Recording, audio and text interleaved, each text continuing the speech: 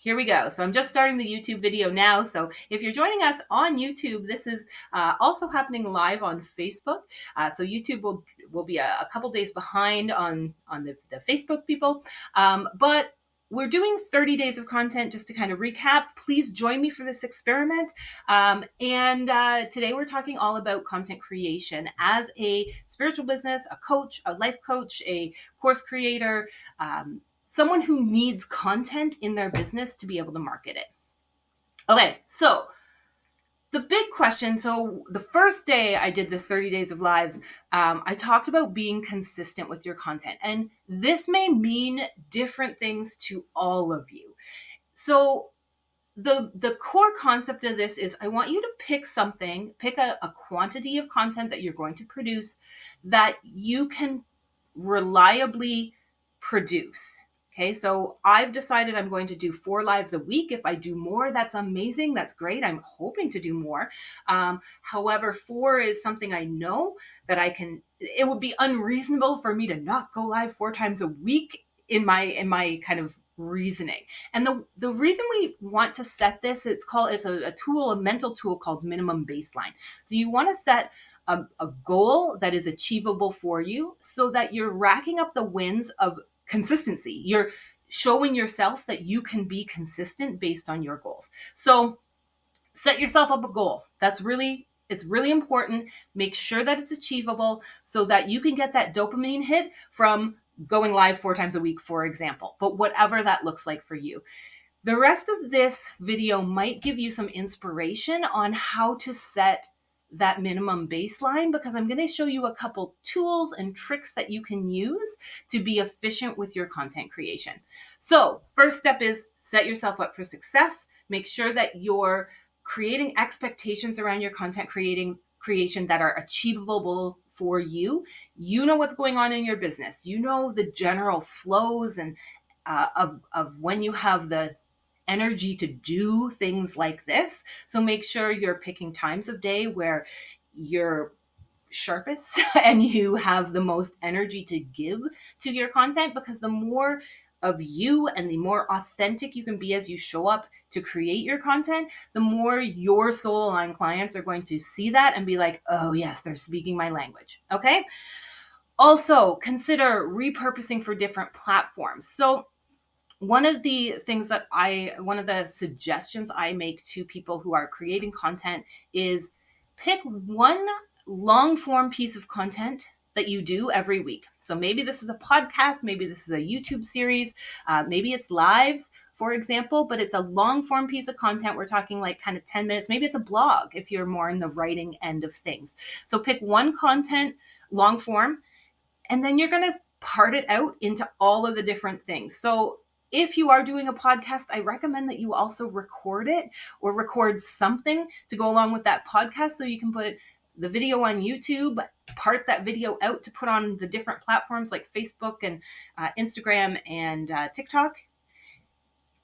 And then you can and make sure you get a transcription at some point, or put it through a transcription situation so that you get that transcription. So now you have both written content and video content, okay, and possibly audio content. So depending on what platform, you can part it out for that. So pick a piece of long form content each week and then part it out into all the different platforms.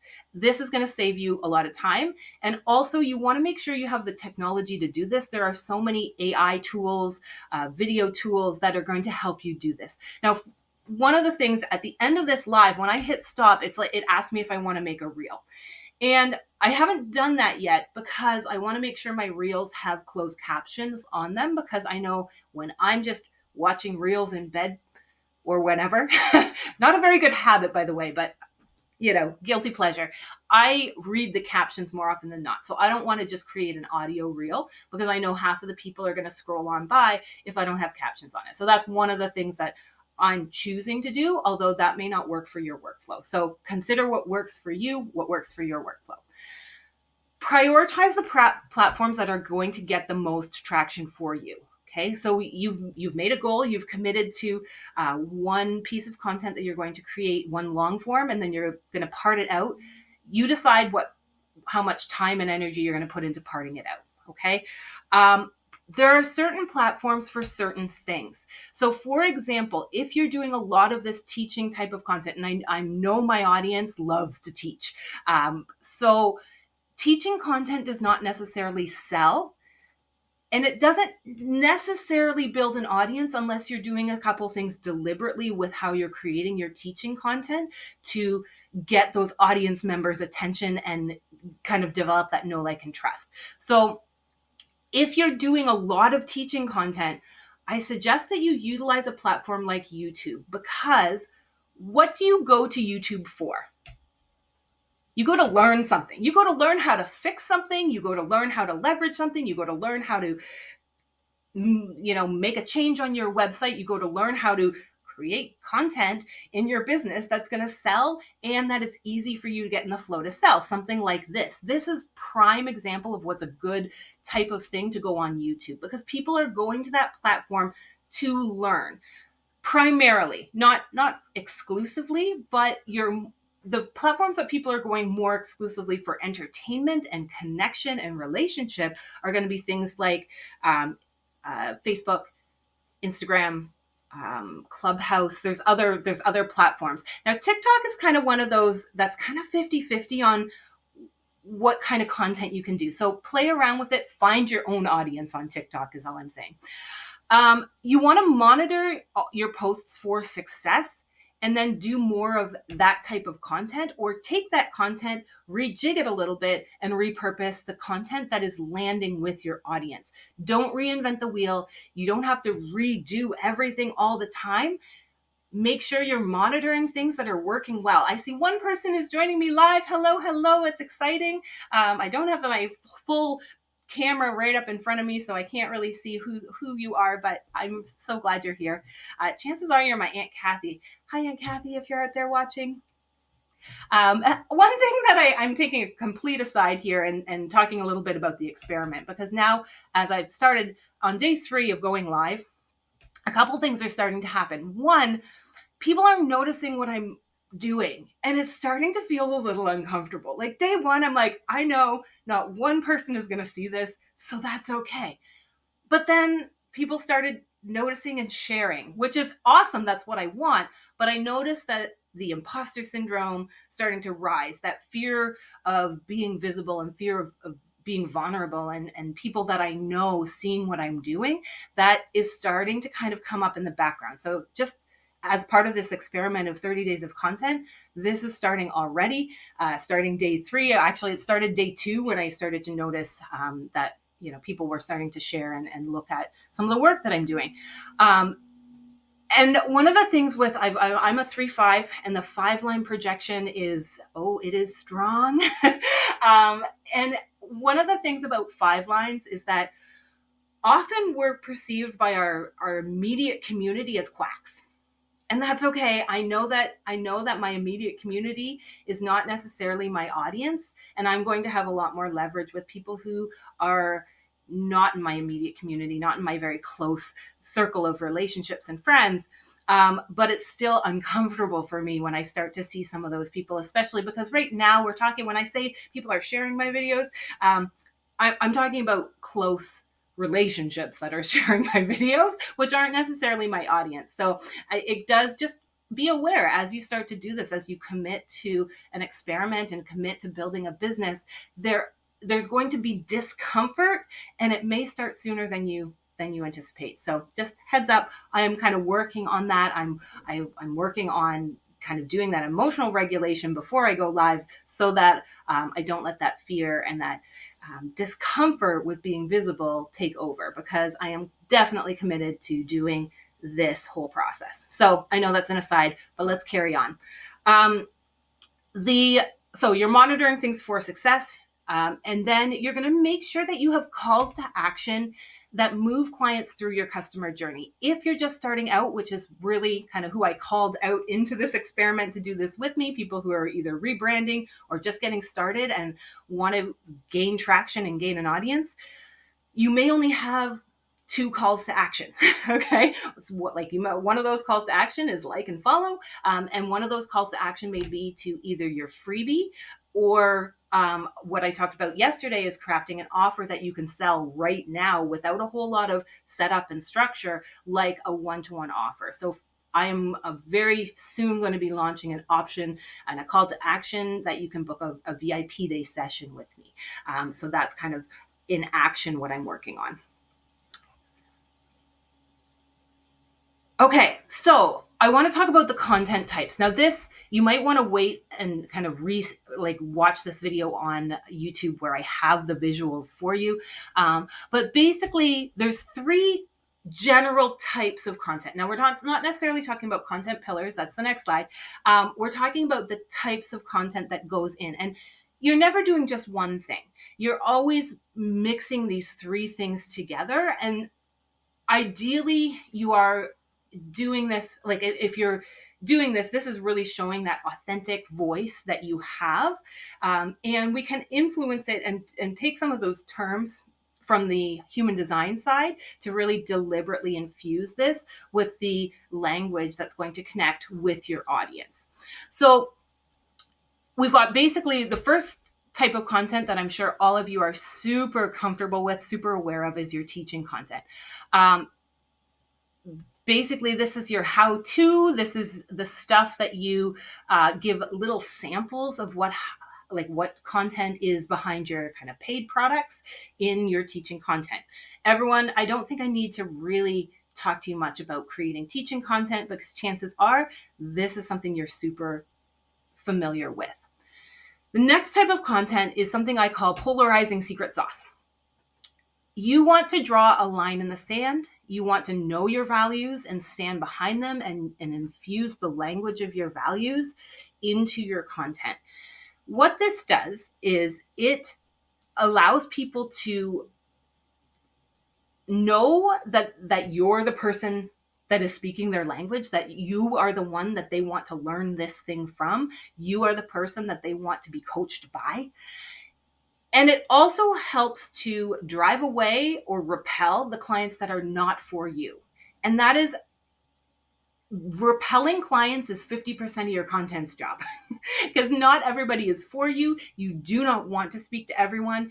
If you start getting people into your programs, into your paid programs that are not a good fit for you, all of a sudden you're going to be drawn away and doing a lot more of the customer service end of things than the stuff that you really love doing. So do not be afraid to repel by taking a stand for things in your content.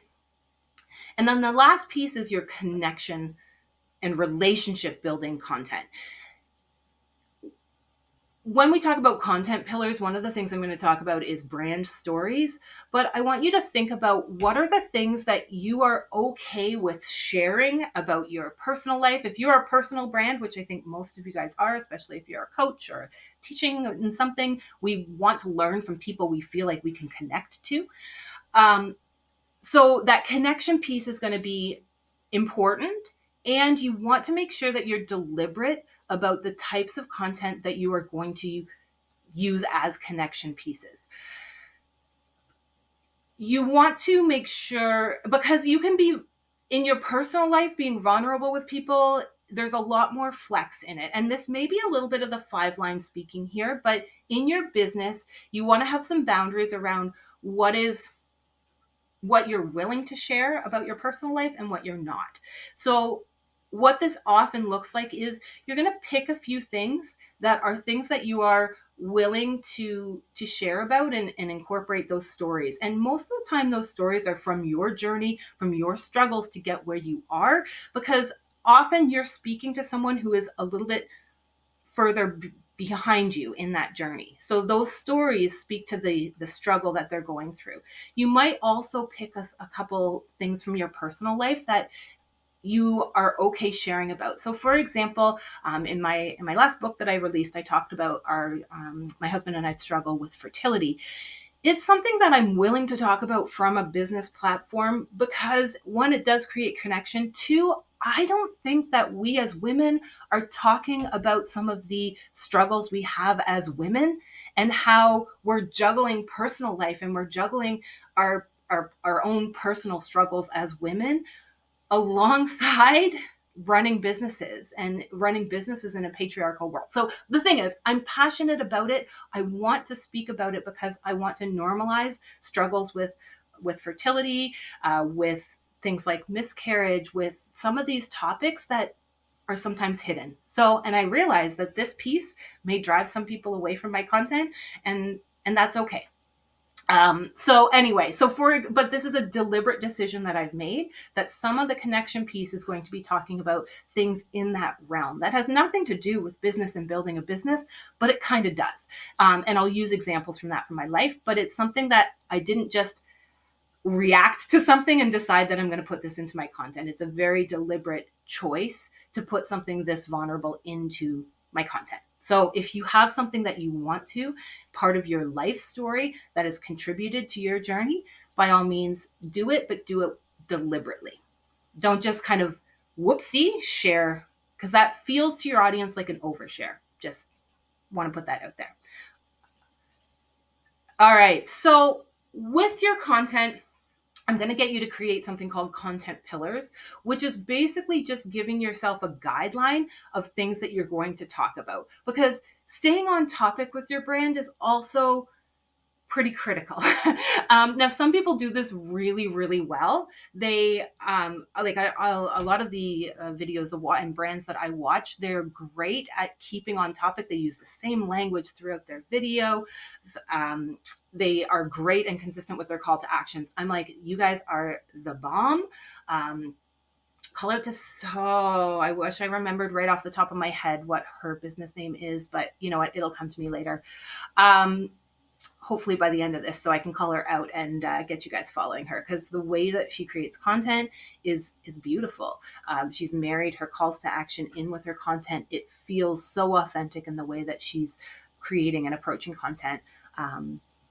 It's sacred something. Anyway, hopefully it comes to me soon.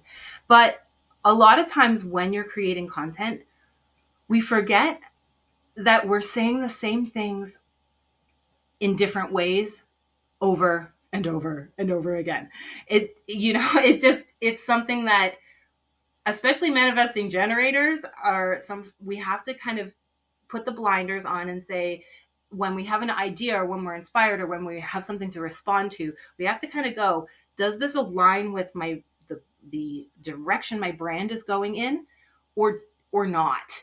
Okay, so is this a yes, something to pursue, or is this something I pursue on my personal time? Okay, so we don't have to respond to everything in our business. Don't feel like you have to. And also don't get distracted, because you have a mission here and your content needs to have that consistency and flow to generate business and leads for your business. So when you're creating content pillars, the first pillar is going to be your teaching topics. So you can kind of flesh this out a little bit.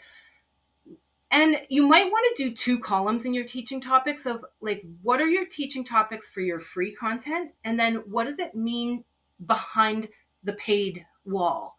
What does that teaching content look like in the free side of your business? And what does it look like in the paid side of your business? Okay, there's going to be overlap, but think about that. You want to set a few limits on what you offer for free in your business, so that when they come into your paid products, they feel like they've got so much more value out of it.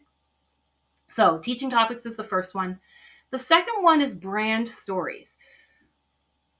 You want at least 3 to kind of about 7 brand stories that you're going to tell in different ways, in different contexts. And you're going to tell these stories over and over. And they're practice stories. They're ones that you're going to bring into the content and the way that you teach as emphasis. They're going to also create connection with your clients, because a lot of times you'll put the personal stuff into these stories, and you're also going to have the values that you stand for incorporated into these brand stories. So if you have kind of that 3 to, I would say 5, actually, I know I said 7, but 3 to 5 brand stories that are things that you get used to telling in different ways, it's going to keep you aligned, and it's going to really help clients connect with the things that you want to incorporate in your brand and your content deliberately. The third one is value content. Very similar to teaching, but this is kind of a it's the like it's actually kind of a merge of your polarizing secret sauce and your teaching content. So this is what the value content is going to be, the things that make you a little bit different from everybody else in your field. What makes you stand out? Why would someone choose you? Tell me what it is. Put it actually in writing, why you are the person that is the best to help your ideal client. And then your connection stories that are pieces of information from your life or pieces of information that may not directly connect to what you're teaching, but help you connect with your audience and create that relationship, that know, like, and trust. And your connection stories, you may have more like themes in your connection stories that you're going to talk about, because a lot of times your connection stories are things like, I received an email from, I can't remember who it was now, which is not maybe not a good example, but she was talking about an experience she had in an airport. So that was a connection story, because I was like, oh, I feel you about the airport. And like your connection story, all I'm saying is your connection stories, you want to kind of have themes of what you talk about in your connection pieces. So for example, it might be your email newsletter. It might be an example that you use in your teaching. It might be, when you're, I don't know, it's in your content, right? But it can be a lot more responsive and mobile than some of your brand stories. Your brand stories are going to be pretty consistent. You're not going to do kind of like, your brand stories don't change based on the situations that come into your world and your life. Okay, but write these out. Okay, write out because this is your map, right? So whenever, and especially with generators, now look at this, I'm totally jumping like a generator does, but you want to have your map so that when you have things that come into your life to respond to, projectors, when you're recognized for something, you want to make sure it holds up to the brand that you're creating with your business and with your content. You can say no to things, is basically what I'm saying. Manifestors and reflectors, you basically operate in response, but an elongated response. So that's going to be similar in some ways to the way that the generators do. But for you, I think this is going to be really helpful, because reflectors, you change every day. You change based on the transits, the people around you, the moon transit, what transits 2 times a day almost, or ish plus, 2+ times a day. So this is kind of your plan. So whenever you have an idea, the first sort of whether it's worth your time is, does it match one of my content pillars? Yes or no? Okay. And then go from there based on your strategy and authority. Okay. Don't forget to utilize your strategy and authority for making these decisions. Reflectors are the only exception for that. Content, like major shifts in content, yes, you need to use your 28-day moon cycle to use your strategy and authority to make big decisions on. So when you're creating that map, you are creating that over 28 days, and then you're probably reflecting on it for 28 days before you kind of write it in stone. All of the rest of us, it's a working document. Okay, so content is going to evolve. I know I just said make a plan, write it in stone, and you're going to leave at least 10%, depending on your design. Like manifesting generators, you have a whole bigger range, and generators as well, even projectors.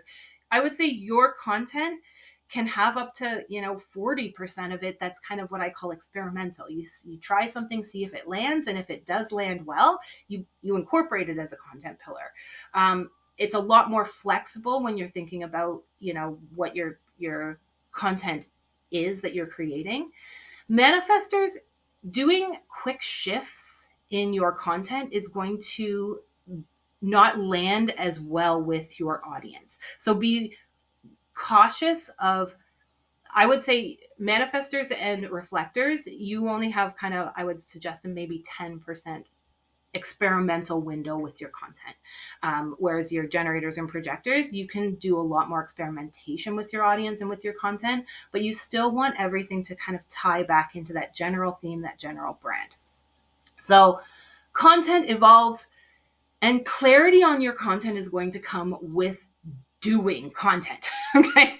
And the only way is to start doing it, which is why this experiment that I'm doing with this 30 days of lives is something I want you to not just watch and observe. I want you to join me on this adventure and start creating content for yourself, for your business. Don't wait. Even if you don't have something to sell yet, you still need to start generating the audience, because just because you have something to sell doesn't mean you're going to have hundreds of people lining up at the door. It starts by generating that interest and the attention that your brand needs to be able to sell. So create the content, get the clarity, and then start improving as you go. Leave space to improve on your past content. This is what I was talking about, that experimental window. Be willing to move towards what your audience wants from you, especially for projectors. If your audience is recognizing you for something, you can move in that direction. Now, I'd say with limits. When I first started this, I was attracting people who wanted me to do website builds. And the thing is, I was saying yes because I was early. I didn't have a lot of clients and money coming in. So I took these website builds as projects. And I don't regret doing it. I learned a lot by doing it, but it wasn't the direction I wanted to go in my business. So within limits, if your audience is calling you to do the type of content that you're like, that is not my wheelhouse, that is like a complete, not a direction I want to go in, you can also say no to that type of recognition and people wanting that from you and your brand. But if it is something you're excited by, if it's an idea that turns you on, by all means, evolve your content to meet the needs of your customers and your client base. And always use your strategy and authority for shifting major elements of your plan. And this goes for everybody, reflectors and generators. If you're making pivots that are not just like, I'm going to put this connection piece in today, that's a small choice that you're making. If you're making big things, if you're making big changes in your brand and the way you're showing up and the way that you're going to be creating and producing and the type of things that people are consuming, those are things that definitely need to be run through your strategy and authority before you really move strongly in those directions. Okay. I haven't talked a lot about the human design piece of this, but your content is going to be based around the reflection that you do on certain elements of your chart. So type is the big one that that talks about how you do and build and move and make decisions. So I think you probably are already doing some of that if you're watching a human design business coach. Chances are this is not the first time you've talked about strategy and authority, but if it is new to you, it's something you need to keep reminding yourself to do, because we often kind of fall back into the default settings of making decisions. And when you're newer in your experiment, you don't even notice when you're making decisions. So learn to know when you need to incorporate, kind of bring your brain back online and say, okay, this is something that I need to kind of consult with the body energy and the decision-making process that is my type. When you start breaking down the different gates and channels and you're unpacking your chart, you're likely going to come across some words or phrases that get you thinking about what values you hold. And I want you to create a list of your brand values as you're going. Again, this is a working document. This can evolve and change just like any of your other content, but I want you to know what you really stand for, what you're passionate about, what from your innate energy in your chart is something you're like, that's a word. Like authenticity and magnetism are words that I pulled from, gate 15, for example, is all about magnetism and about the way, and that's my sun gate. So as I'm breaking down my chart, there's certain words that I'm a lot more drawn to, certain values that I want to incorporate into the brand that I'm producing. So as you're doing some of your reflection on that, keep a running list of things that they don't necessarily have to be values per se, but they can be kind of words that inspire or words that you really resonate with, that you want to bring or you want to highlight. That you're always going to bring that to your brand, right? If you like, you can't avoid the way that you naturally present yourself. However, you can do some things to enhance the things that you want to enhance in your brand. And that's where the human design piece is going to kind of come online. So write those out and then post them somewhere where you can see as you're working with your content, as you're doing the things that you're doing. Okay. Yeah. Make sure you have your values posted somewhere that when you're doing content like this, where I'm just kind of, I've got my slideshow, but I'm also kind of spitballing a little bit. I want to have those where I can kind of see them to be like, oh yeah, it just reminds me, and it brings it kind of into the language that I'm using, because that's where your values are going to start to show. And don't forget to sell. Know what your calls to action are. Know when you create a piece of content, figure out what the best call to action is for you in that moment and is for your business in that moment. And as you grow and you start having more offers that you're inviting people to, you'll have free offers, you'll have paid offers, you'll have low ticket, you'll have high ticket, like as you build out that customer journey. But you want to make sure you have calls to action. And I know I haven't been demonstrating this yet because I haven't got the one main piece that I need to build for this done, but that's going to happen probably this afternoon. So make sure you are using calls to action on the end of all of your videos and incorporating them throughout your videos. Okay, so there was one thing that I did want to mention. I should have mentioned it way before this, is when you are creating content, use the tools that are available for you, but know their limitations. So when you're like, AI is what I'm really talking about here. So AI can do a lot of the low-level grunt work for you in your business.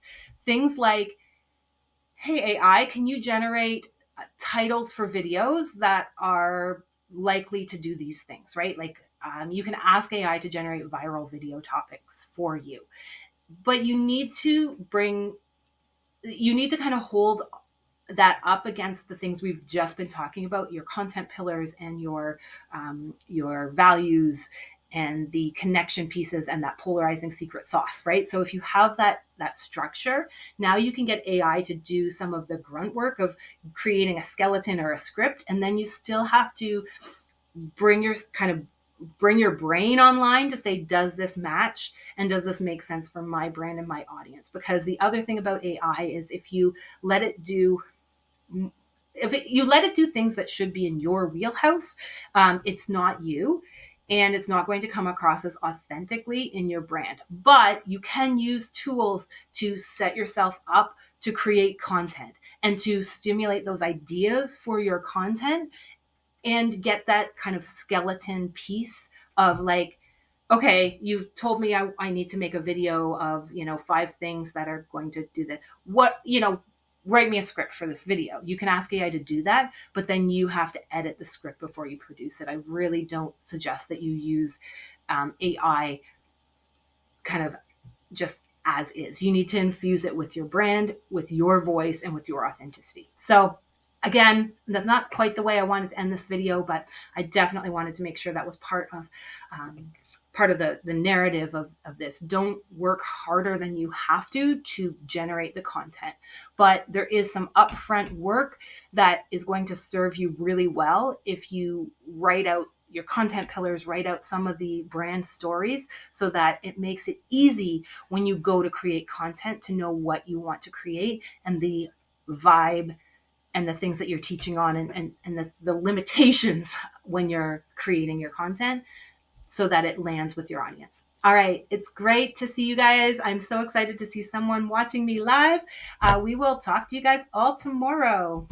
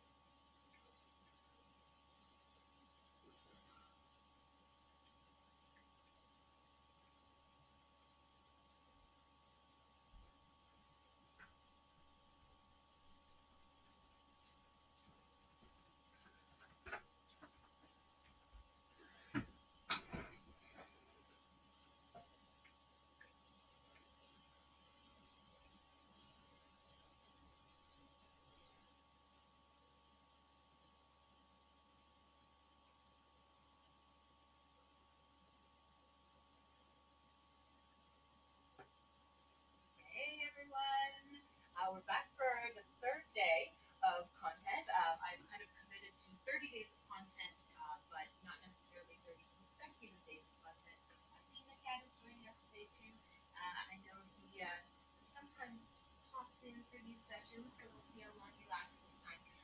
I've kept it out of the stand for a second because I'm talking about content, and I wanted to show you a bit of a setup. Because one of the things I'm talking about a little later in this live is how to repurpose content.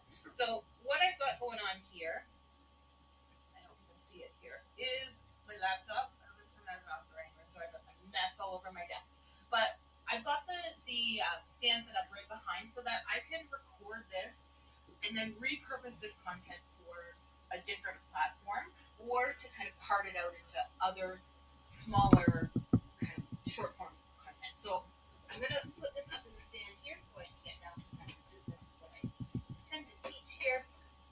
But I'm showing this as a way that you can be efficient with your content, because your time is super valuable, and I think it's really important to make sure that when you're creating content, you create it with value. So,